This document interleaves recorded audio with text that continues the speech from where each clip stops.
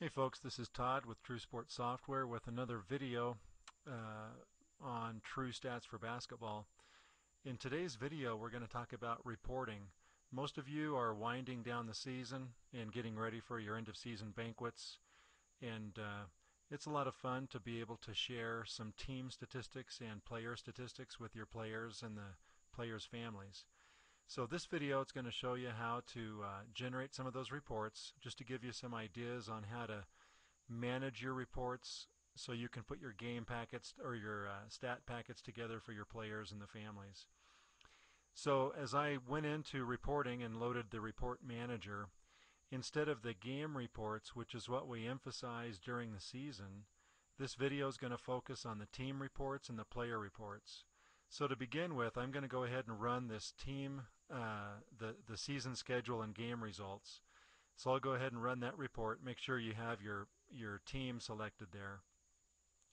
But the report comes up, and this is a nice report. It shows the schedule of the games played, who you played, where the games were played, the result of each game, and there's a running total that keeps track of your win-loss record for the season.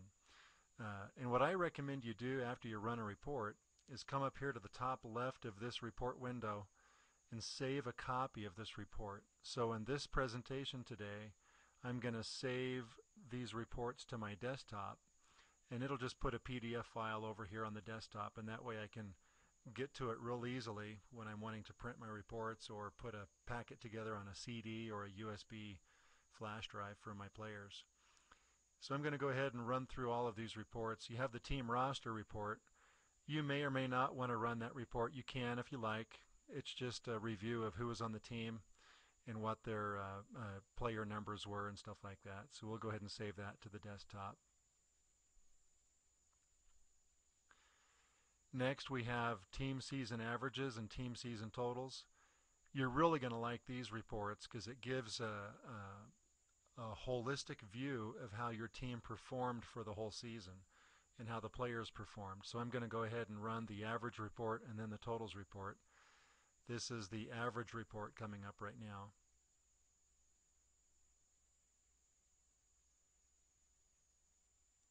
Okay, now that the averages are displayed, you can see, I'll zoom in a little bit here so it's easier to see. You have the players and their jersey numbers, and you can see everything they did for their averages throughout the season. Your athletes are really going to enjoy looking over this, and this will be good for you to review for the athletes that are going to come back next year that weren't seniors graduating off your program. So that's the averages report. Next up, we're going to run the team season totals. This is also a fun report for everybody to look at. We'll run that report right now.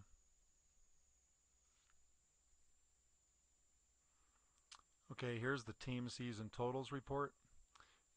Again, like I did before, we'll zoom in on it. You can see your players and how they did with games played, minutes per game, plus points per minute average, assist turnover ratio, everything they did for the whole season. These are really fun reports for you to review and for the athletes to have to go with them as they finish the season. So after you save those off to the PDF files on the desktop, we'll come down here to the player reports. And here we're going to pull up a player season detail for this athlete's stats, and you do the drop down by player. So in this example, we'll pull up Dante, number 32, and we'll run the player season detail for Dante, and then we'll run a season scoring chart for Dante. But this is going to be fun for Dante to receive when you have your banquet, or whoever your player is. But it has the details of how Dante performed in each game. It would in turn have the details for your individual player. Made a mistake there. I hit the X instead of saving that to my desktop. Let me run that again.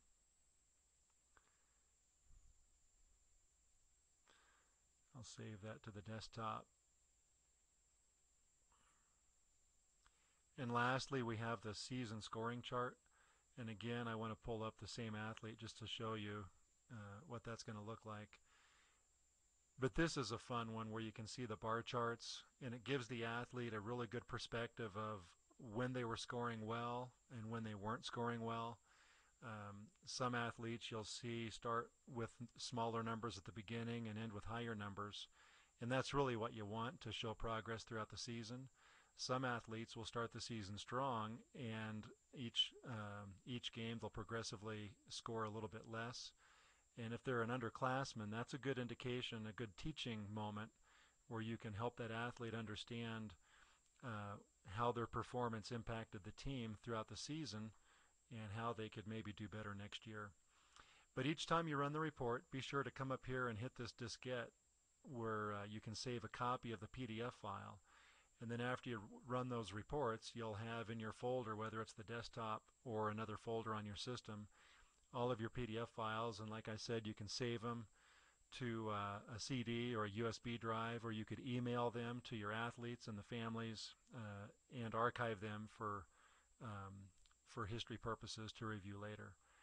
That's it for a quick video on end of season reporting as you prepare for your end of season banquets with your athletes. Take care.